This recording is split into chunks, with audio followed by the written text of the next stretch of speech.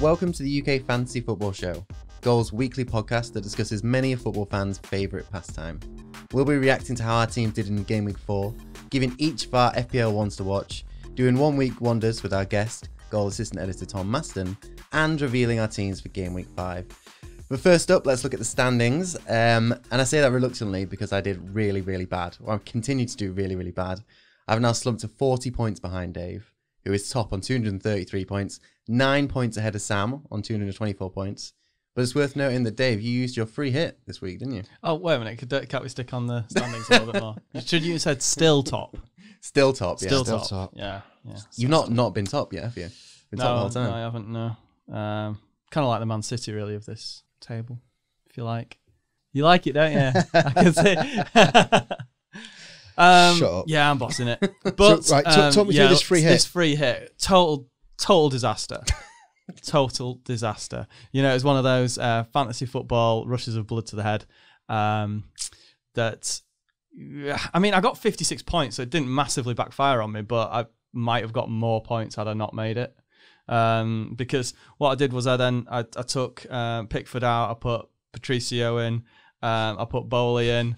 Wolves shipped 3 goals. Bowley got sent off. I don't know what my thinking behind that was. For some reason, I mean, I don't think Wolves have conceded a lot of goals in the Premier League this season up until that point. It was just one of those. I looked at that game against Everton and I was thinking, oh, okay, I can see Wolves keeping a clean sheet and maybe Everton not. And I was like in that position where I was like, oh, Christ, they could really go to town on Pickford. And that kind of fueled that. And it kind of, the fire started burning from the back for me making these changes and then just swept through my team. So it's almost like the basis of your entire fantasy team so far, isn't it? It's just blind panic and hope. What? How can you say that? With a big dollop of luck bringing on top. The man who played his wild card, what is it, like 2 weeks? 2? You started bottom and is now very close behind you. The only reason you were top you moved one is place. because by luck you had Origi as your third sub and another player got injured. That's the only reason you're top right now. But we would still be fairly close to each other, wouldn't we? Yeah, but even we're at in that different point. positions. So, yeah. But I'd still be quite pleased with my start to the Premier League. Fantasy League. Yeah. Did you drop Tielemans for the 1 week as well? Yeah, this last week. Brilliant. So Tielemans went out, brought Mason Mount in because that seemed like a logical thing to do based on the fact that Tielemans hadn't done anything up until that week. Justified. I was looking at Vardy as well. I was thinking, right, how can I get him out of my team? But thankfully, the fantasy gods, he stayed in and got 16 points. And I brought Wesley in as well from Villa. Big 2 points there. Yeah, another one of Miles's tips. I mean, some of these are your tips that massively backfire, like Mount and Wesley and people like that. So I blame you guys as well for this. So yeah, what a disaster. But at the same time, 56 points, so not all that bad. I think I got 26 points last week, so it could have been worse. Why are you performing so badly? I don't know. Maybe I'm not very good at this fantasy football. Well, yeah. I mean, obviously. Bad decisions, I think. Initially, everyone, including yourself, a lot of people made wildcards quite early on because they wanted to change the team to veer towards the players who were getting points. I always like to leave it till the first international break because sometimes you can make snap decisions and the player can only do well for 2 games. 4 games, you have double the amount of time to figure out who's doing well. So I've used my wildcard this week. It's been deployed and I've made sweeping changes, but I wanted to give it a few weeks really to decide. And yeah, I just kept making bad decisions. So I dropped Tielemans for Lanzini because Lanzini had been knocking up a few points in different weeks. Tielemans, as Dave said, had done nothing until now. And he smashed in, 13 points at the weekend. Frustrating things like that. Having like Wesley on my bench the week that he did well. Last week, the game week that's just finished, my best performing player was Matteo Guendouzi. Guendouzi was my best player. And he was my third sub because, of course, you don't think that Guendouzi is going to get the most points in your team. So, a myriad of reasons. Like, you apply too much logic to it. Sometimes it's just a feeling you get. That's like, I can't teach you guys this. It's innate in talent. Me. You know, football's just in me. That's why I'm succeeding here. I had a little bit of bad luck last week in that I wanted to change Salah to Sterling as my captain and change around my subs so I'd have the Palace boys of Kelly and Jordan Ayew as my 1 and 2, and I didn't press save. So Salah stayed as my captain, so I was like, well, hey, 2 fingers to you two. He got 6 points, so it doubled to 12. But it meant Lundstrom came on first. He got 1 point. Kelly didn't come on for me then. He got 6. Jordan Ayew got 9. So, that's a solid performance from a sub. So I did myself out of 2 points. It's not so bad. I think everyone's had that FPL nightmare where they haven't saved before, haven't they? How's your team doing, Tom? Bang average. Bang average? Bang average. How many points do you have, do you know? Not off by heart, and I got 51 on the last game week. Right, okay. I have also played my wild card. Oh, okay. Sensible. The 2 weeks since, the free strikers, which I took out, have scored 6 goals between them. So that's gone about as well as expected when I was panicking over it. I also had Tielemans in and took him out. So okay. it's just, not going well. It's a marathon, though. It's not a sprint. Exactly. Glad we've got you on for some insight and Exactly. expert analysis, mate. Exactly. This last 2 weeks have just been spent in like a bunker working out how I'm going to sort this out. You'll fit in. Yeah. Don't worry. Yeah. So, obviously, we had the international break. So, we're talking about what's happened the last 2 weeks. But the current table topper in our league is now Alex Hammond, who is on 299 points. So, that's a lot higher than any of us. 66 points higher than you, Dave. So, he's really smashing it, this guy. Or she. Alex Hammond, I guess it could be a girl, yeah. 2019. Yeah. It's 100 more points than me. So, but listeners, if you want to join our league, test yourself against us all season long. The code on the FPL website is NHC4WZ. So on to the FPL ones to watch then. We've each picked out 3 players we believe are worth considering for transfers ahead of Game Week 5. Sam, do you want to kick us off? Yeah, I've got 2 defensive ones, which I think they're not differentials, they're just potentially good value. So Joel Matip is now 5.4. I think Liverpool have got a reasonable set of fixtures coming up, but more importantly, they're going to have Alisson coming back soon. So if you can get, and Matip's started every game bar the first one, I believe, and played the full 90. So if you can get a Liverpool defender playing 90 minutes for 5.4, that's all right. So I've actually stuck him in my team this week. Is he your only Liverpool defender? Yes. Yeah. I'd love Trent, but he costs too much dollar, and I can't find that money at the moment. Well, that was one of the main reasons I used my wild card, because originally I was trying to do it with just making like 1 or 2 subs, but I really wanted to get Trent in my team. I'd regretted dropping him, so he was an early drop for me, thinking, Maguire will get loads of points against Southampton and Crystal Palace, and he's done borderline nothing, while Trent is racking up those assists again. Yeah, he's playing so high up the pitch as well. But I've found this with, I was looking at transfers this week, there's a load of players I'd really like in, and they're all just too expensive, which I appreciate is the nuance of the entire game. But Matip's a goal threat, though. Good goal threat. Yeah, Goes over corners. maybe. Scored in the Community Shield, didn't he? Yeah, it's a friendly though, isn't it?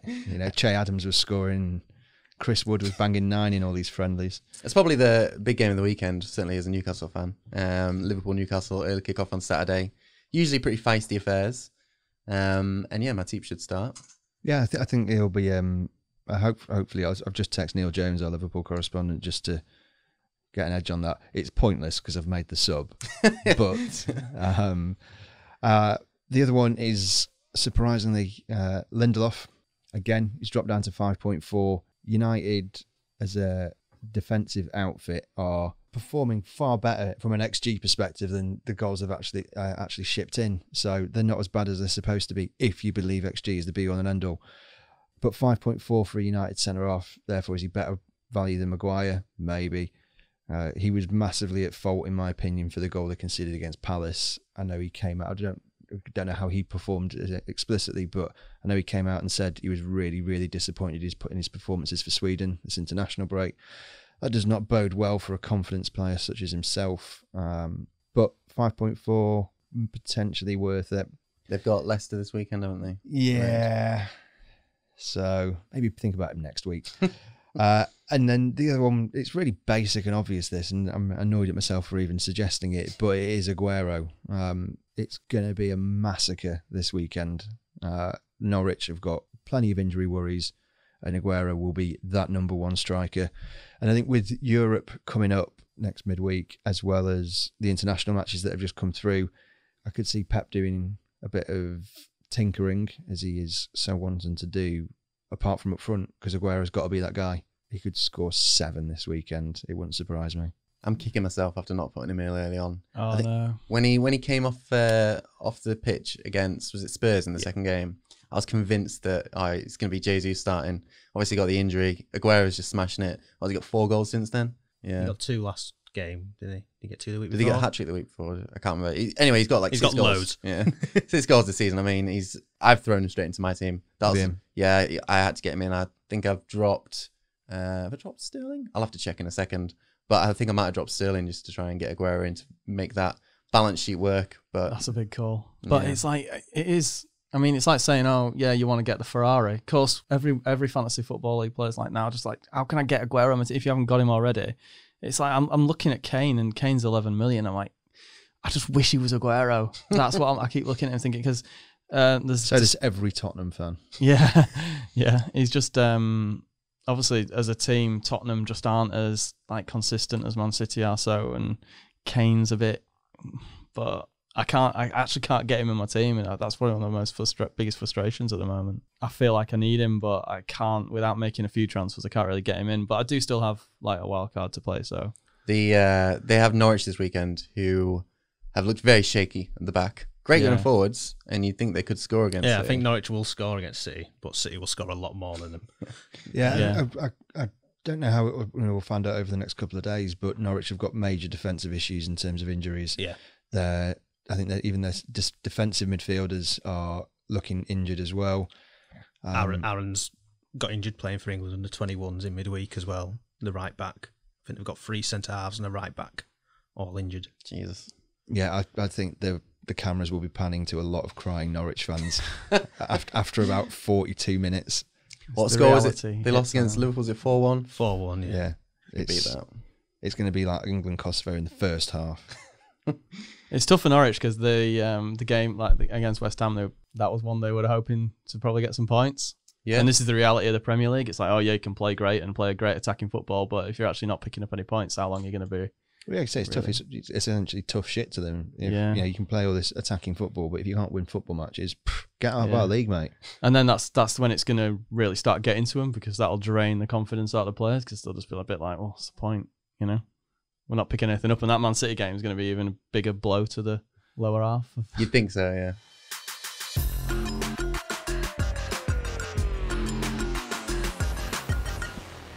Tom, which of your 3 ones to watch have you gone with? Jamie Vardy. I'm a huge fan of Vardy.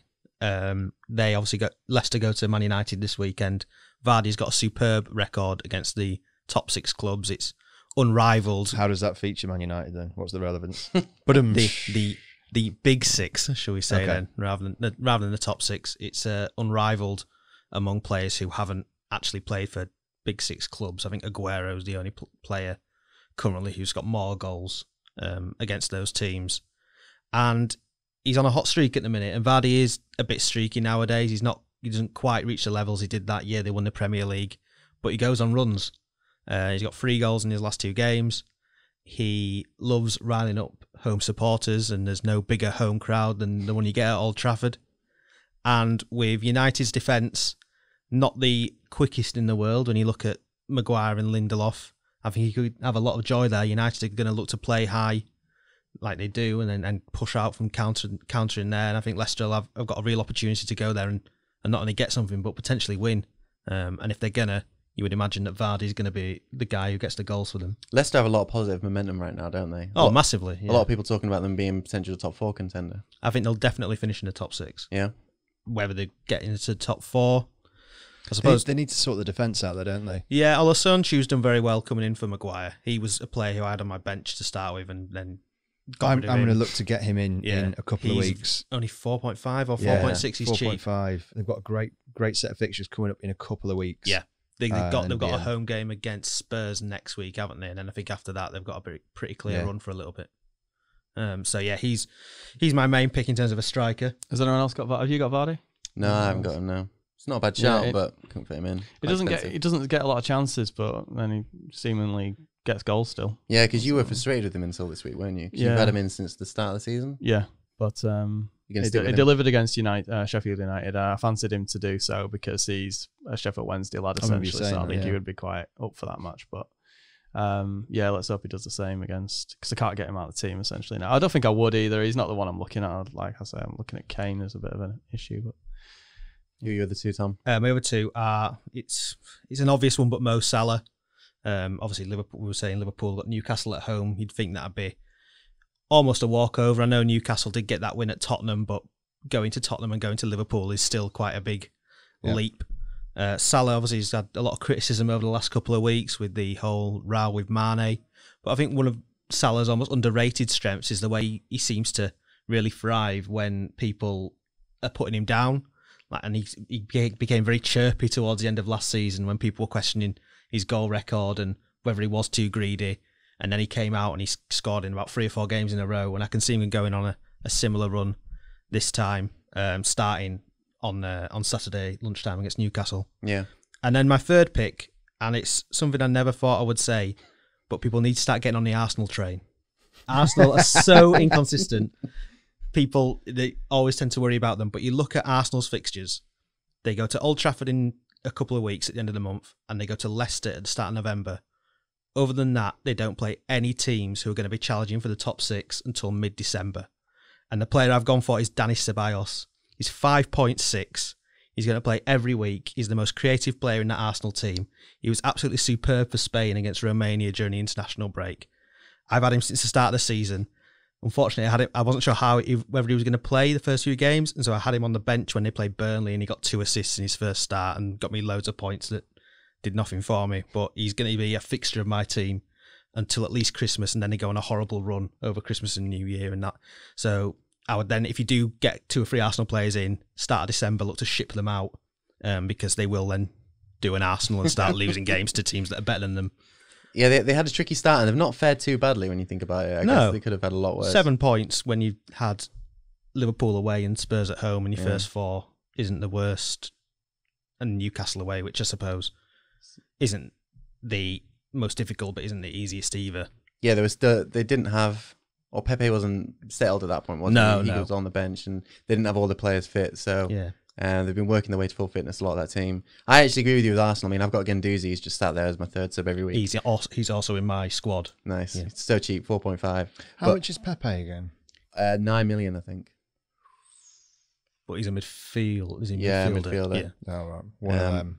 9.4, sorry, 9.4. So he was 9.5, he's gone down 1.1. Yeah. He's had 9 points so far, so I guess that's behind the draw. But he got an assist against Spurs, his first proper point, I guess, in FPL. And I can see him being one of those players that you look at for now. He's on a watch list. Yeah. You probably don't dive in there. I think he's the one, if you can't afford to get an Aubameyang or even a Lacazette in there, he could be sort of the trump card if you're looking for someone to score goals. I'm not backing Ceballos to bang them in necessarily, but I think he will get a lot of assist points. He'll take set pieces. I think almost the opposite with Pepe. I think if you have him on a watch list and he might score, he might even score and get an assist one match, you think, right, I'm getting him in, and then I'll do nothing for 2 games. So you get rid of him, and then you'll score and get an assist the next match. I reckon he's going to be woefully inconsistent, and just not produce an FPL POV. FYI. Really? I think he'll be all right. I think I'm quite looking forward to seeing how he does. Sebastian didn't start, did he, against Spurs? No, came off the bench. But I think it's going to be one of these Emery things where he doesn't necessarily pick all his creative players when they play the best teams, and I think he sort of almost tried it against. I know he didn't pick Lacazette, but he tried it a bit against Arsenal, and it backfired. But they haven't really, other than those 2 games that I mentioned, they haven't really got any of those kind of games coming. Yeah. Yes, they've got the Europa League, but their squad is so big, they'll just pick a totally different 11 for that. Ozil will start in that position in the Europa League, so Ceballos will get rested midweek. So the next 5 games are Watford, Aston Villa, Man United, obviously the outlier there, Bournemouth and Sheffield United. Yeah. And then actually I was just looking further down, Crystal Palace, Wolves, Leicester. Lots of winnable games in there. Yeah, definitely. Leicester is the second toughest game in that whole run, which you would take. Could it not work almost to a negative for Ceballos, though, if he, needs a bit of space in behind opposition defences to be able to feed in the attackers? These teams are much more likely to sit a lot deeper, cramp it up, and then he's just faced with a wall of 8 opposition players. His best game so far was against Burnley. Yeah, but apart from that... His best game so far was against Burnley. Shut right down there, Sam. I've gone in with Maitland-Niles as my Arsenal token player. 5.1 million, cheap, nice and cheerful. I think he's done really well so far. Started every single match, played every single minute. To make sure you take him out just when Bellerin comes back. Yeah, I think that's he's due back in that's about a month, I think, until he'll be back fit. Oh yeah, that's true. But no, I think he's a good option for now. Yeah, for now. Yeah. We've got some easy games coming up. Winnable games, clean sheetable games. Yeah. So I think Seversk is a good option there as well. That was your 3, wasn't it? It was, yeah. 3. Cool. I'll go through mine then. So the first one is a player I've thrown in as part of my wild card, Tammy Abraham, who in his last 2 points has got 13 points even each against Norwich and against Sheffield United. Lesser opposition, I think you'd say, without disrespecting either of those teams, both obviously been promoted. But what I'm quite impressed about with Abraham is how he's come back from quite a bit of adversity here, because you think about, was it the UEFA Super Cup when he missed the penalty? He was the one sort of responsible for them not winning that against Liverpool. And he was dropped for the next game against Leicester, and he came off the bench, played 29 minutes, didn't really do much, only got the 1 point. But since then, Lampard has thrown him into the team. He started both games, 2 goals in each game. I think that's pretty impressive when you think about it. Really good. He could have just dropped off completely. I think it's good. The only thing that puts me off Abraham at the minute is that Abraham has always shown that he can score against Championship defenders. And Norwich and Sheffield United didn't sign any defenders after promotion, so he's still scoring goals against he's the same defenders he scored all those goals against when he played for Bristol City and Villa. Yeah, that's a fair point. For me, he's got to prove it against the top level, and they've got, Wolves and Liverpool next couple of games? Yeah, tough couple of fixtures. I mean, I'm looking a bit, because I'm doing my wild card, I just want to get jamming in all my subs at once. Beyond that, they have Brighton at home, Southampton away, Newcastle at home, Burnley away. That's the dream 4 fixtures for Chelsea there. Yeah. So hopefully he can keep it up against Wolves and Liverpool. Wolves, obviously, they're a defender down, having lost Bowley because he's through suspension from his stupid red card against Everton. Liverpool at home will be tricky. I'd be surprised if he scores much against that. But then again, Liverpool's defence isn't as good as it was a few months ago. They're playing slightly different defensively. They got a clean sheet though, didn't they, at the weekend? Yeah, last game they did. Yeah, first clean sheet of the Premier League season. But yeah, I can see Tammy getting maybe a couple of goals in the next few games. We'll see how that goes. My second player is a midfielder who plays kind of as a forward in a sense for Sheffield United a lot of the time. So Callum Robinson, Sheffield United midfielder on the FPL game. He was in a lot of people's teams or watch lists at the start of the season. I think people who watched Sheffield United pre-season saw that he was going to be playing in quite an attacking role for them, and so they threw him in there. As a result, he went from 5.5 to 5.3 as people started throwing him out of the team because he just wasn't getting a lot of points for them. But in the last game, he got 11 points against Chelsea. Sheffield United's run isn't... Well, they've got Southampton up next. To be honest, that was the main one I was looking at. You look beyond that, they've got some tricky fixtures. Obviously, as a newly promoted team. But they don't seem to be the sort of team that's just going to sit back, not do a lot. They seem to be, a progressive team in an attacking sense. For 5.3 million, I just think he could end up being a steal. And if he isn't a steal, then, 5.3, it's not like I'm wasting a lot of my budget on a player. He came in, I think, for Barkley, who has been woefully disappointing for me. I stuck with him. I thought this might be his time to shine against, Norwich and Sheffield United. He just did nothing. Yeah. Went down in price, lost me money. So I'm very bitter towards Barkley. I was on that pre-season hype train. For Barkley? Yeah. Because he's there was a lot of that in this room. Scored and assisted in almost every pre-season game, didn't he? And penalties as well. You're like, here we go. And he was so cheap. Just not great at all. But I'm hoping Robinson can do something for me. He's kind of like that sort of borderline first sub.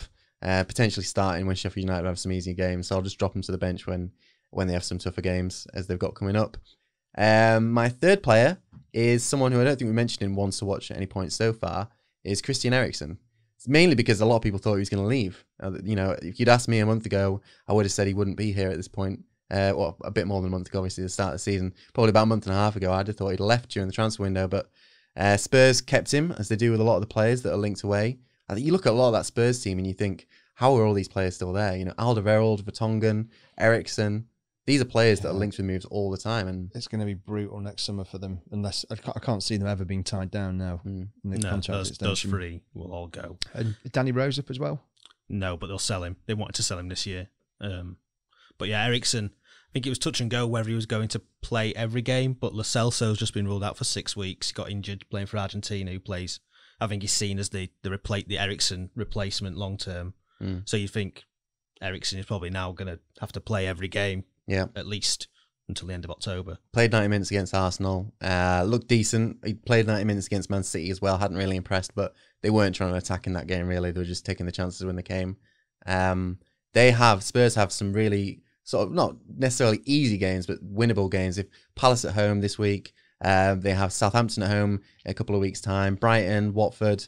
There's some games there we could get so a lot of decent points. Less than 5% of FPL managers have Eriksen currently. I imagine that's partly just due to the fact that he wasn't playing at the start of the season. Didn't really have a great start. I don't have him in my team. I can't afford him at the moment. 8.8 million he is. But he's an option if you want a Spurs attacker, but you don't have the money for Kane. It's a lot of money though, isn't it? And I just have that underlying feeling. You know, I think he's a miraculous player. He's absolutely superb. But I just will always worry for that amount of money that Poch will just bench him, seemingly, you know, especially when the Celsay's back, when Ali's back, and they've got Moura and Son, and I could just see him going, actually, nah, I'm bored of you again now. Yeah, I think Spurs like that, other than Kane, in general, that rotation with the Champions League, because they do have a slightly bigger squad now than they did. Yes, the three lads have signed have all got injured now.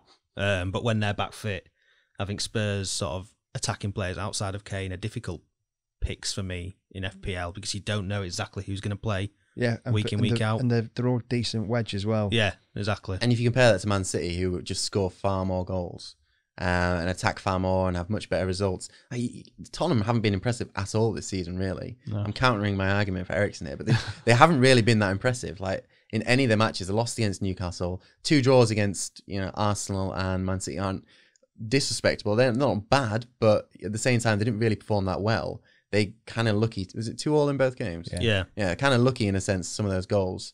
They threw away the lead against Arsenal, and what was the first match? Oh, they came from behind against Villa. Yeah, a good 15 minutes at the end, and Kane scoring a couple. When things are like that, it only gets a little bit worse, doesn't it, all the time? And that Palace game to me looks like a bit of a banana skin. Yeah, Palace have had a couple of decent results last 2 games. Obviously, they beat Manchester United, and then who was it they beat last week? The week before, 1-0 win, wasn't it, against Villa? Villa, yeah. Which again was quite a tricky one. They've got they're good at Palace away against the big teams. So they're the last team from outside the top 6 to win away at Old Trafford, the Etihad, and Anfield. Really? Yeah, that's good stuff. Albeit the Anfield one was like 2 seasons ago.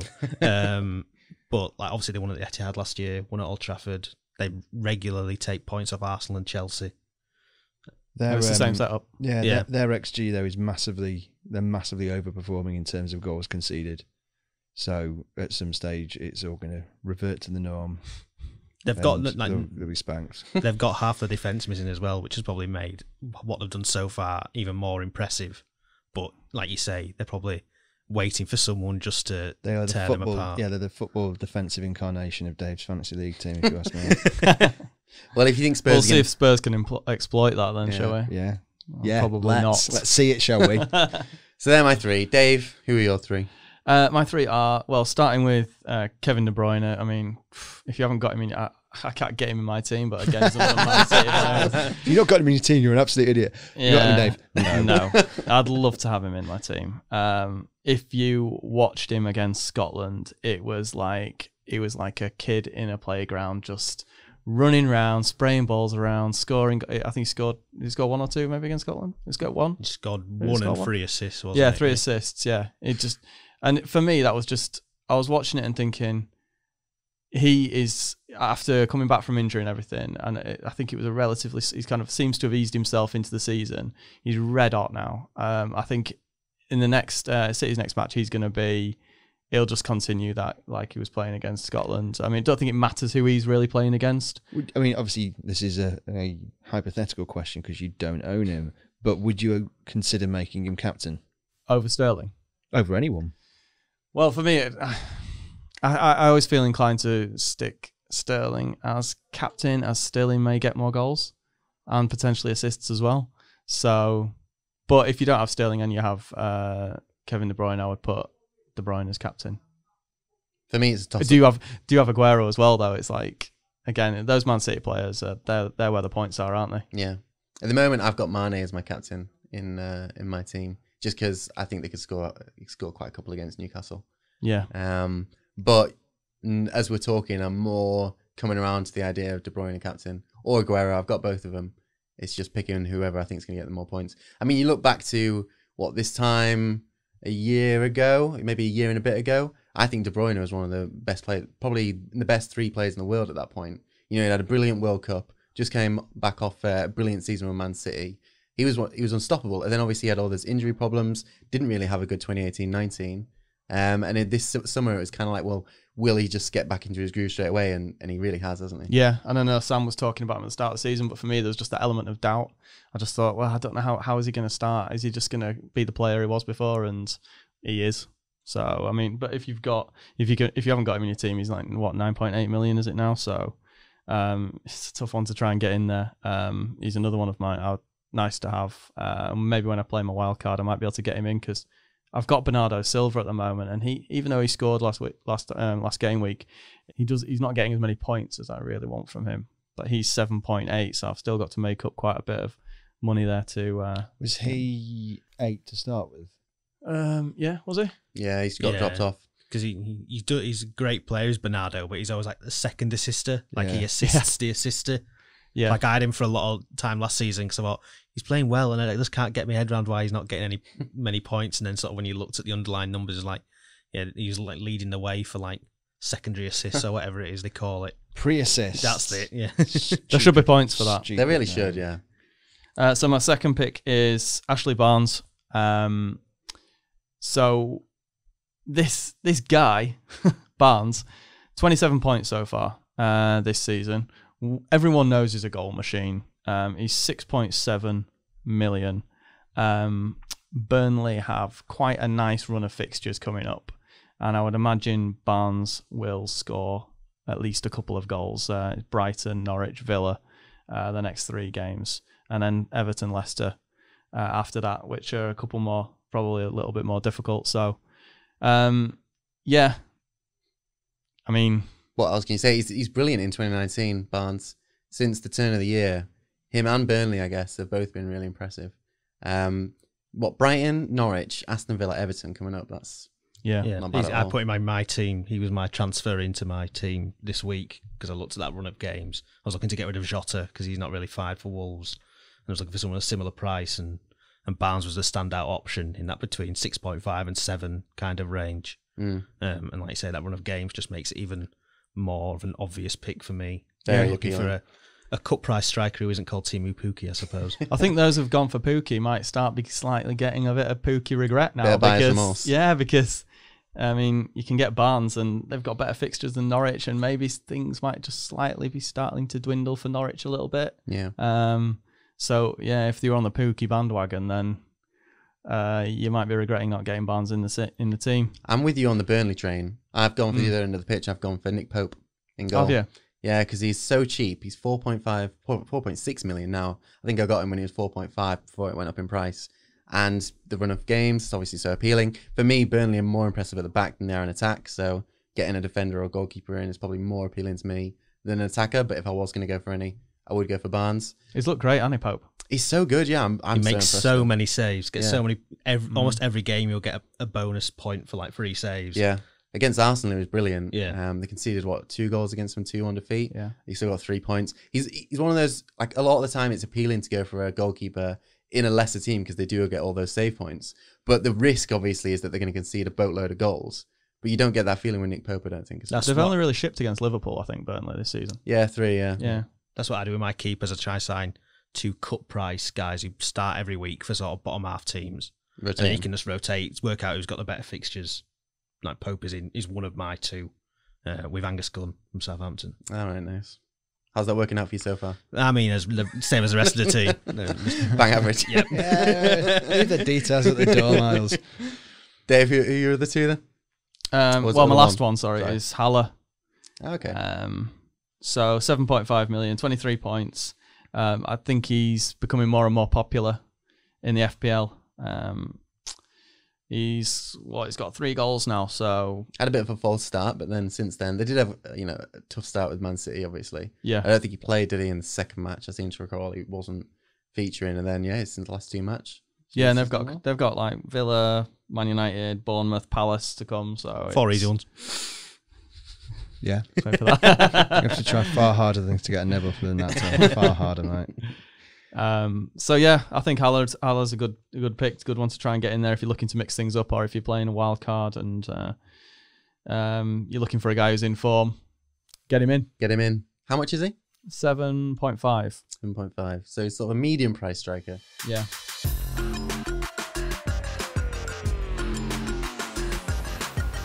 Let's move on then to our teams for game week 4. But before we run through mine, Dave's and Sam's, Tom will be revealing his 1 week wonder team. So he has to pick a team to get as many points as possible from this one game week. The high score so far came last week when Charles Watt smashed it with 64 points. So by far the best so far. Better than Amy, who was the previous top scorer, and better than Steph, who did pretty woeful. Tom, what team have you selected to try and topple Charles? Right, so my goalkeeper is Hugo Lloris of Tottenham, obviously host Palace. I've gone for a back three of Joel Matip, Luca Dean from Everton, and John Lundstrom from Sheffield United. Nice. Midfield 4 of Mo Salah, Sadio Mane, Dan James, and Matteo Guendouzi. And then a front three of Jamie Vardy, Ashley Barnes, and Sergio Aguero. Who are you captaining out of that? Oh, this is a good team. It is good, isn't it? Isn't it? Liverpool, coming in a week when Liverpool and Man City could both score 5 or 6. He's making, jamming them all in there. So I've gone for Aguero as my captain, just because, like Sam was saying, I think he will.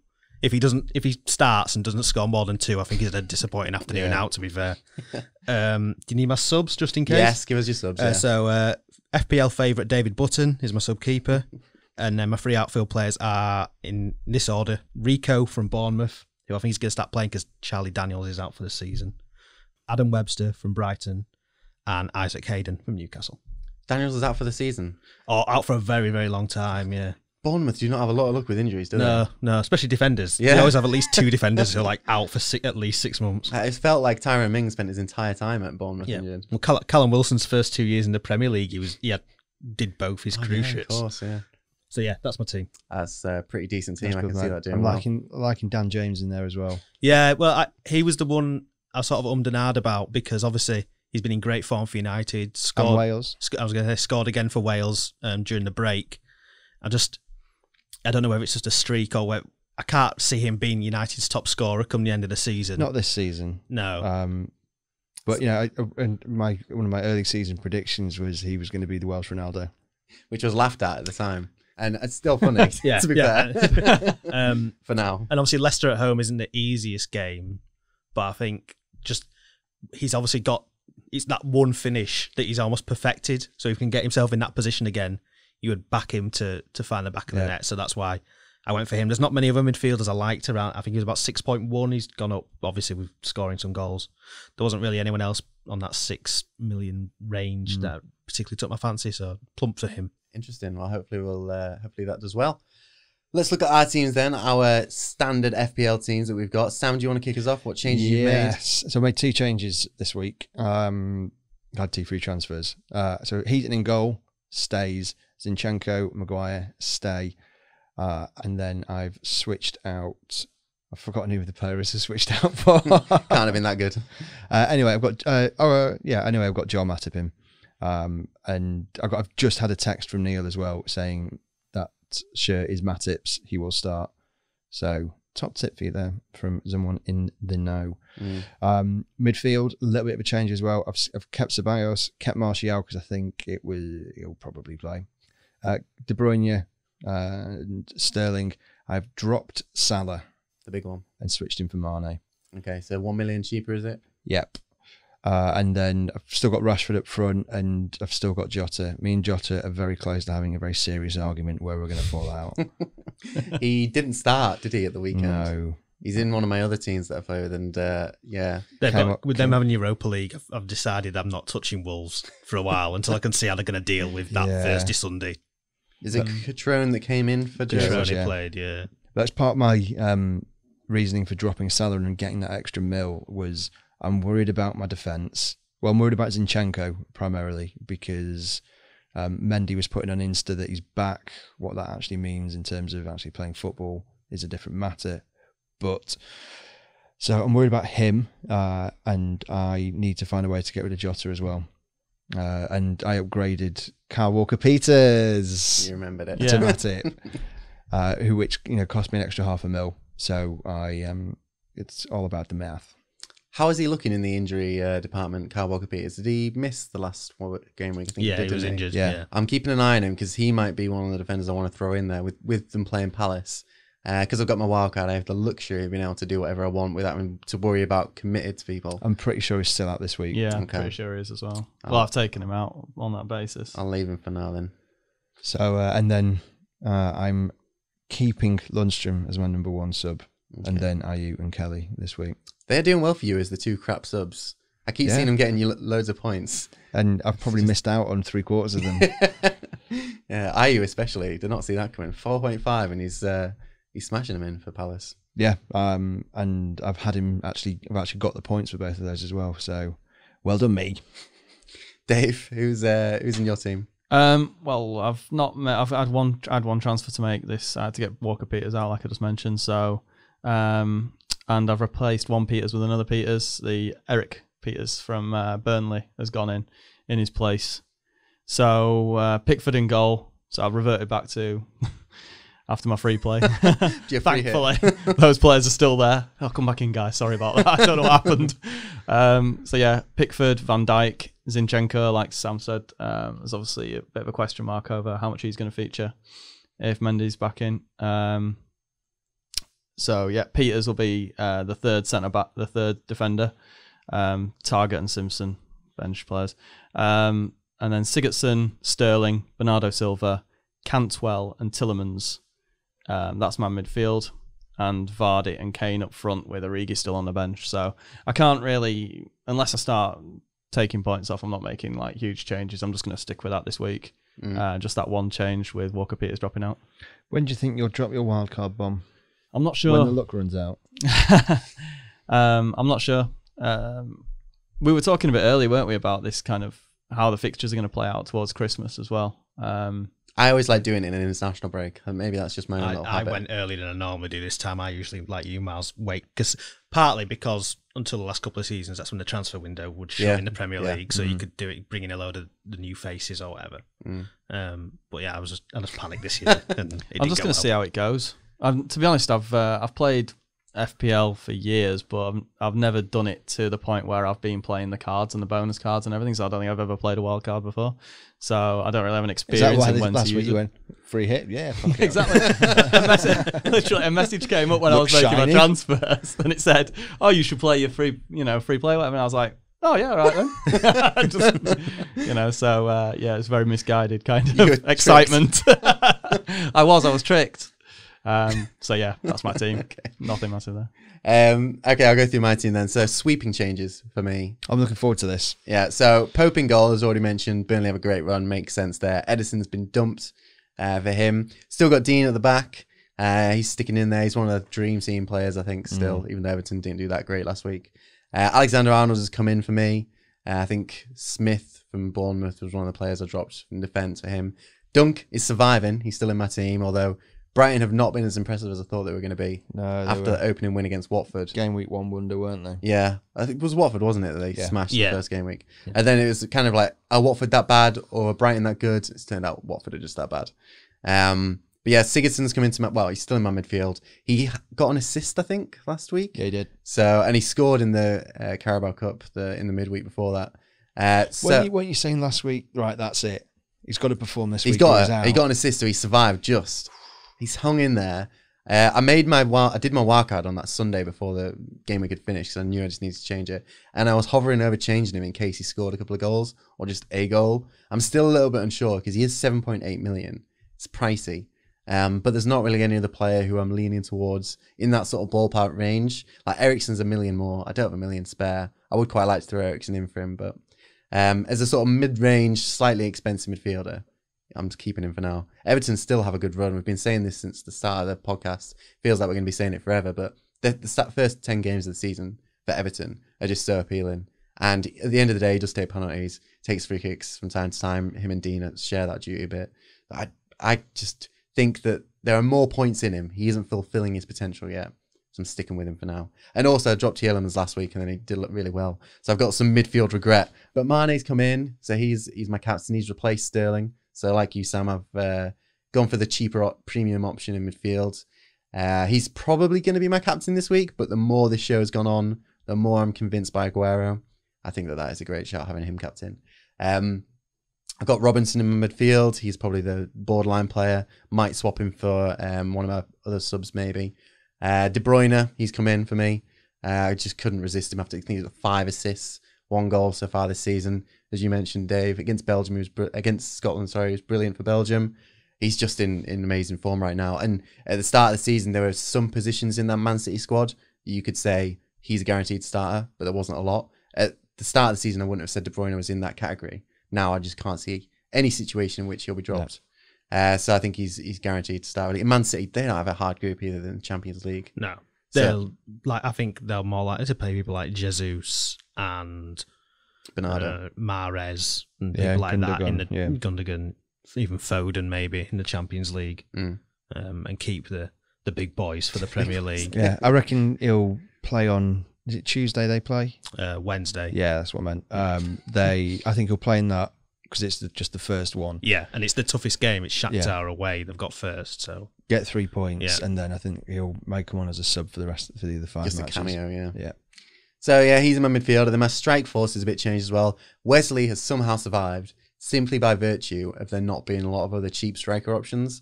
Pookie, I'm pretty sure, was he 6 million at the start of the season? Anyway, he's rocketed to way beyond my price range now. How much is he? Like 7 mil now. He must was be. 6.5. I think he's 6'8". 7, yeah. 6'7". He's 7, yeah. He's 7 million now. He's 7 million now. Oh, wow. Yeah. He started the season 6.5, so he's gone up 0.5. He's well out my price range now at this point. But Wesley, he did well against Everton, I think it was, when Villa were at home in the 3rd game week. Not really done a whole lot since then, but similar to Sigurdsson, I look at Villa's fixtures. They have West Ham at home this week. Arsenal's a tricky fixture after that, but then they have Burnley at home, Norwich, Brighton after that, and I think that there are goals in that. If he gets them, as another point, he's got a couple more weeks to prove to me that. How much is Wesley? 6. No, right, okay. Yeah, I he's was say if very he's like 7. No, any more than 6, he'd be gone. But as a sort of third striker, like I'm happy just for him to sit there. See, I might change it, but I don't think I will. My other strikers are much better. So Aguero, 12 million, he's gone straight in. Regret not putting him in sooner. And the player I mentioned earlier, Tammy Abraham, he's gone in for me as well. 7.1 million. I think I just threw him in there. I threw him in when he's 7.1. He's now 7.2. So he's gone up a little bit. Aguero is similar. He was 12 million when I threw him in. He's gone up to 12.1 now. So I managed to just get in there before the price rises, which I was quite happy with. How much is your team worth now? 99.9. See, this is mine. I think it's like 100.7. Yeah. Like if I put as much effort into doing this as it did like trading stocks, I reckon I'd made a few quid. If you wild card at the right time, you can definitely take advantage of that. Yeah, but now I think I'm probably priced out of Mount and Pookie and maybe Abraham as well, which is a concern. Yeah, I mean, for a top 6, big 6 striker, Abraham at 7.1 or 7.2 is still... It's still really good value, isn't it? If he's going to start, then yeah. So yeah, Kane and Rashford have gone for me. 2 stars at the start of the season for me. I wouldn't have thought about dropping Rashford after that first game, but I think that City and Liverpool are more appealing in terms of their goal scoring volume ability. Of points, yeah. And Abraham's just so much cheaper than Kane and Rashford that he gets in there by virtue of his cheapness. I did read a good stat during the week or last week about Kane, that when like 2 seasons ago when he had his like 30 plus goal season, he was offside just over 1 time per match on average.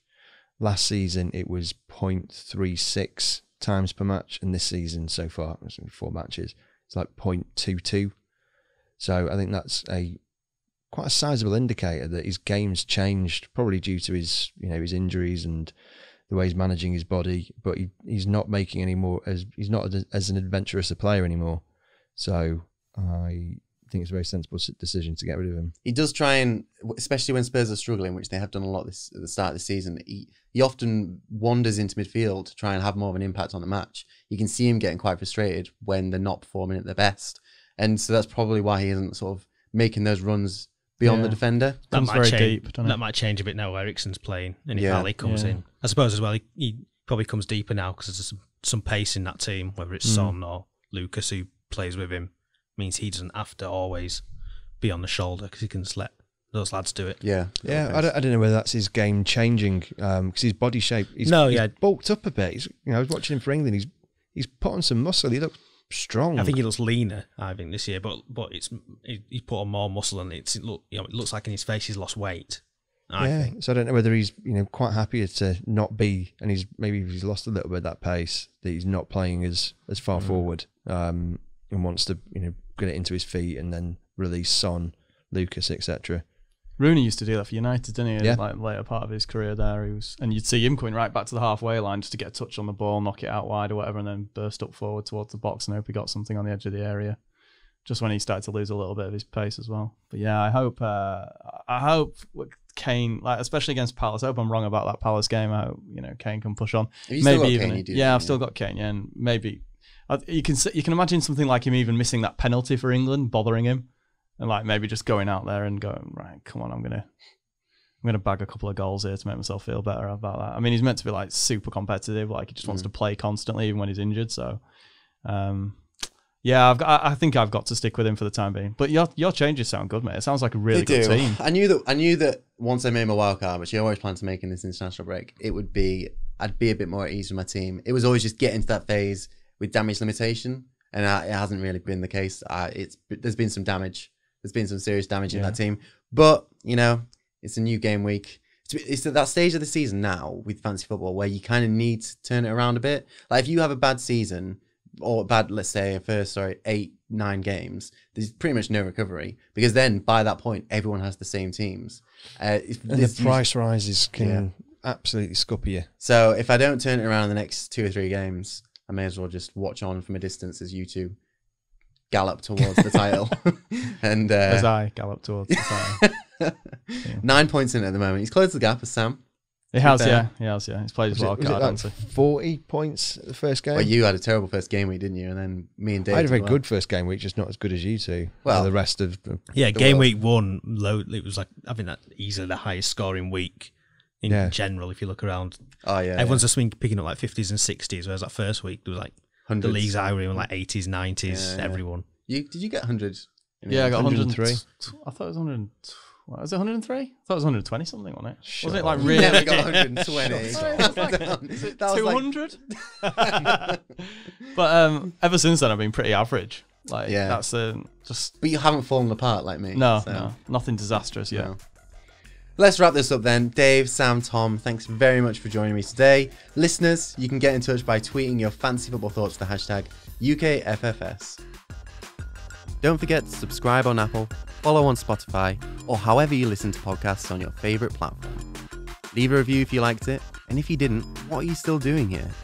Check out Goal for your daily dose of football news from the Premier League and around the world. Thanks for listening.